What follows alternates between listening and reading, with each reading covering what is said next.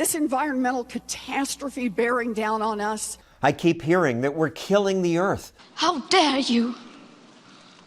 You have stolen my dreams and my childhood. But wait, I've been a consumer reporter for years. I've covered so many scares. Plague, famine, and perpetual war will kill us. We're going to run out of oil. Nuclear power will give us cancer. Killer bees swarm ever closer. Bird flu, flesh-eating bacteria. The list of terrible things that were going to get us is long. And yet we're living longer than ever. None of those scares turned out to be as frightening as the warnings. But I'm told global warming is different. Entire ecosystems are collapsing. We are in the beginning of a mass extinction. The alarmists have evidence that supports their fears. Temperature is rising. The UN predicts that it'll rise another 2 to 5 degrees. What do we do when the land we live on is under attack? But does that justify the fear? Climate change is not a lie, so please don't let our planet die. Does it justify this claim? We have 12 years to act. We have 12 years. We have 12 years before the effects are irreversible. Really? 12 years? It's warmed up around 1 degree Celsius since 1900, and life expectancy doubled the industrialized democracies, and yet that temperature ticks up another half a degree, and the entire system crashes. That's the most absurd belief. I recently moderated this debate on climate change at the Heartland Institute. Well, not a debate, because the alarmists who were invited didn't show. Heartland invited many. Please come over here and sit next to that place and let's have a discussion. There are a lot more people who want to hear what you have to say. Climate alarmists never agree to debate. We'd love to offer you the airtime. We will give it to you. I'll give you a special phone number that goes to this phone. I invited Al Gore on my show often, but he would never come. In order to solve the climate crisis, He makes a lot of speeches, but won't respond to people who disagree. It's too bad that the alarmists won't debate, because so much of what they say deserves debate.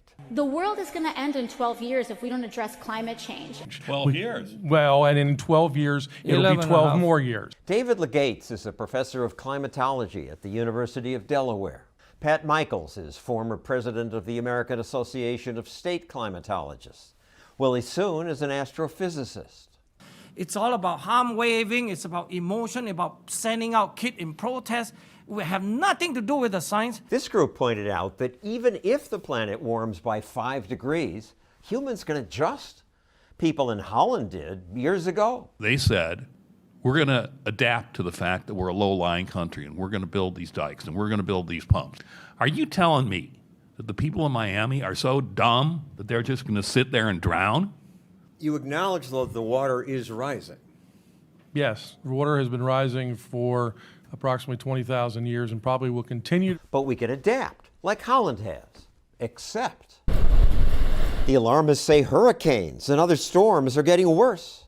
It's getting stronger and stronger. The winds are getting harder and harder. No, they aren't. You can take a look at all the hurricanes around the planet. We can see them since 1970 because we got global satellite coverage. Right. And we can measure their power, and we can add up their power. And there is no significant increase whatsoever. There is no relationship between hurricane activity and the surface temperature of the planet. The claim that hurricanes are getting worse and the 12-year deadline were 2 of 4 myths I heard the Heartland panel convincingly debunk. Myth number 3 was that government action today will save us. We have to act now. The Obama administration's model projects that the amount of global warming that would be saved for going to zero emissions tomorrow, you don't know how to do that, put you back in the Stone Age, but let's just say we did it, would be 0.14 of a degree Celsius. So no real effect on the climate, but you'll sure have an impoverished, dark country, won't you?